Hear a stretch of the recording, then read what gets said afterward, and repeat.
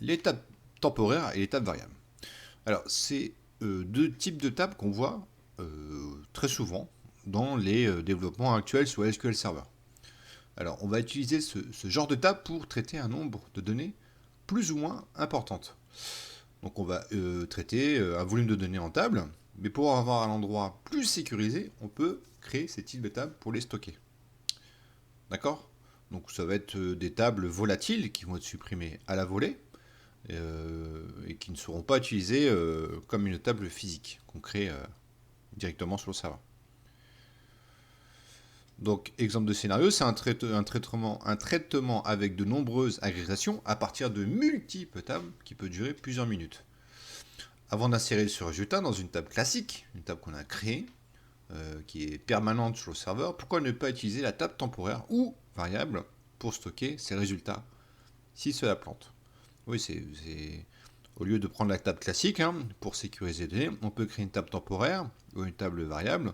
On met ces données dans cette table et si ça plante, bon, c'est pas grave, on peut supprimer cette table volatile. Et en cas de plantage, il n'y a pas de rollback qui peut durer même très très longtemps sur une table classique. Donc sur une table temporaire, on a juste à arrêter le traitement. Le rollback, c'est-à-dire qu'on revient en arrière à l'état initial où on avait commencé la requête. Le rollback sur une table temporaire ou une table variable est immédiate. L'étape temporaire, donc on va commencer par l'étape temporaire. Donc les étapes temporaires sont préfixées par un dièse. D'accord? Elles sont créées sur TimeDB, ça je vous l'ai expliqué. L'utilité de la TimeDB. Elles peuvent subir des modifications importantes de structure.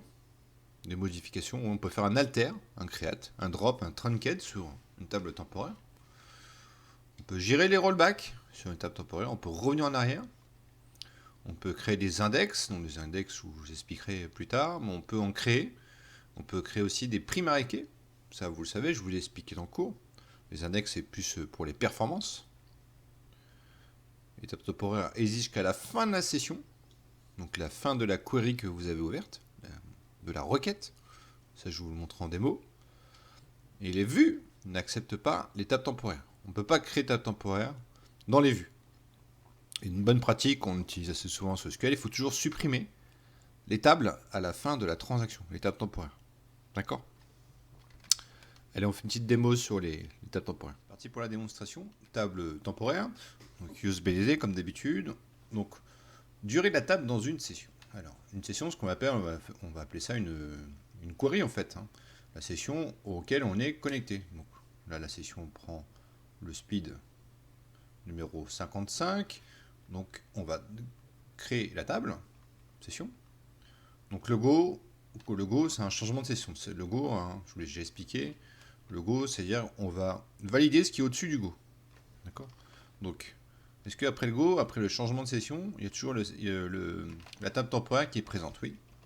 Par contre, si on fait un select sur une nouvelle query, donc dans une autre query, là, la table session n'existe pas. D'accord? Donc, la table temporaire est ici. Et là. D'accord? Par contre, quand on prend une nouvelle query, une nouvelle session, ça ne marche pas.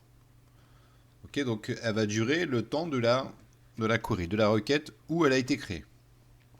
Ok.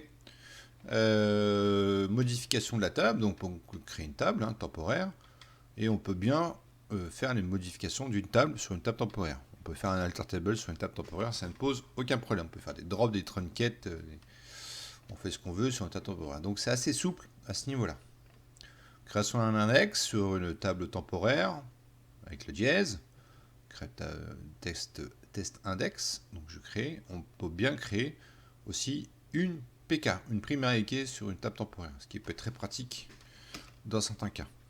On peut créer aussi un index sur une table temporaire. L'index, ça permet de rapatrier les données plus rapidement en créant ces index.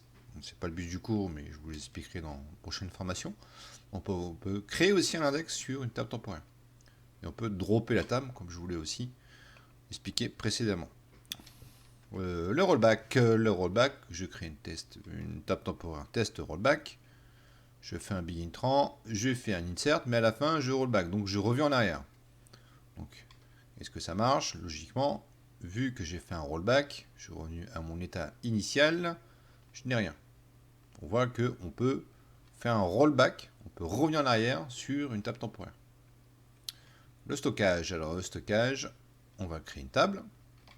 Si je peux vous montrer qu'elle est bien créée sur la table temporaire, hop, on voit qu'ici, Create Table où je suis, elle est bien là. D'accord, donc elle est bien créée sur la TMDB.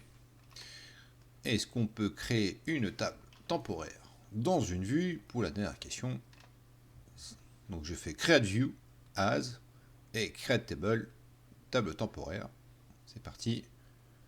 Qu'est-ce qu'il dit? Il dit les vues ou les fonctions ne sont pas autorisées sur les tables temporaires. D'accord? Donc, logiquement, si j'enlève ici le dièse, bon là ça marche pas parce que on peut pas faire de create directement dans la vue. Mais on peut créer, on peut faire des create tables, des create des tables temporaires dans une procédure stockée. Donc on peut mettre create procédure ici, et en dessous on peut mettre create table, procédure stockée, create procédure stockée, pardon. Et dans la procédure stockée, on peut créer autant de tables temporaires qu'on veut. Ok?